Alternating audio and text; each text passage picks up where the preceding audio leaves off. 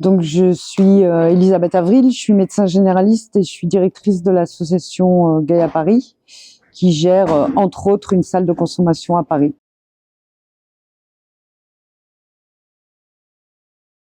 Alors, il est important de faire la différence entre une scène de consommation, ce qu'on appelle une scène ouverte, et une salle de consommation. Une scène ouverte, c'est un lieu où les usagers viennent vendre et acheter des drogues et consommer des drogues.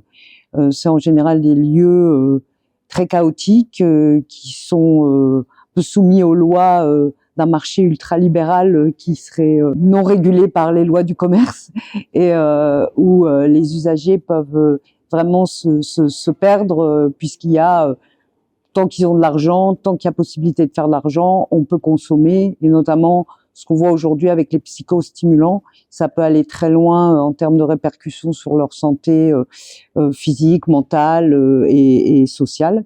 Et une salle de consommation, c'est vraiment tout le contraire, c'est donc un dispositif qui est pensé pour accueillir les usagers, certes pour qu'ils consomment des drogues, mais aussi pour refaire du lien avec eux, qu'ils reprennent aussi pied dans la société, qu'ils puissent avoir accès à des services, différents services médicaux, sociaux, et qu'ils puissent aussi pouvoir gérer au mieux leur consommation, puisqu'il y a des temps dans une salle de consommation. La consommation commence, s'arrête, peut reprendre dans la journée, mais il y a une scansion du temps, ce qu'il n'y a pas dans une scène ouverte, où là, c'est tant qu'il y a de l'argent, tant qu'il y a du produit, on peut consommer jusqu'à parfois, malheureusement, en mourir, quoi.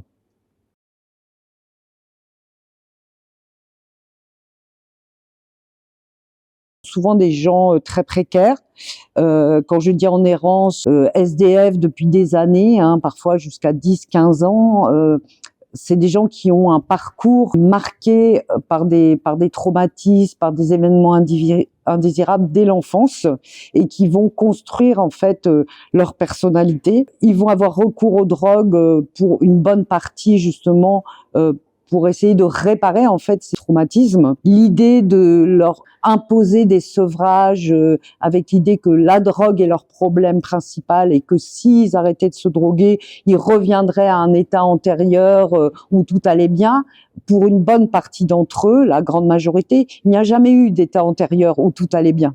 Donc il faut vraiment travailler autrement, travailler le lien social, travailler des possibles. Moi je dis toujours, quand les gens relèvent la tête et se disent qu'ils vont être capables de faire telle et telle démarche, qu'en fait ils valent aussi quelque chose et qu'ils peuvent aller de l'avant, pas forcément pour arrêter les drogues, ça les regarde, encore une fois. Nous on est là pour les accompagner dans leur parcours.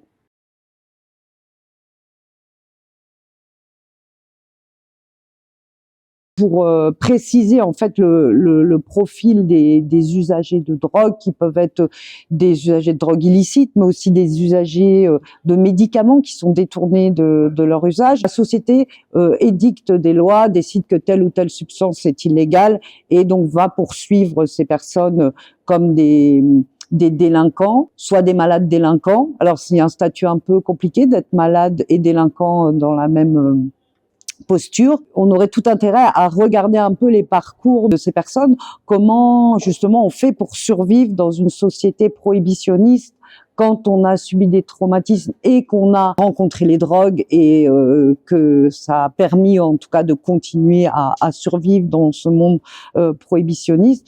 Comment on fait pour justement relever la tête, faire valoir ses droits. C'est des parcours qui sont très intéressants et qui révèlent beaucoup de nos sociétés. J'ai souvent l'impression qu'ils sont un peu la caricature des gens lambda, des gens qu'on dit normaux. Il y a vraiment cette caricature de notre société, de traits qu'on retrouve chez tout un chacun, mais qui va être exagérée dans ces milieux-là, dans leurs difficultés et dans leur parcours.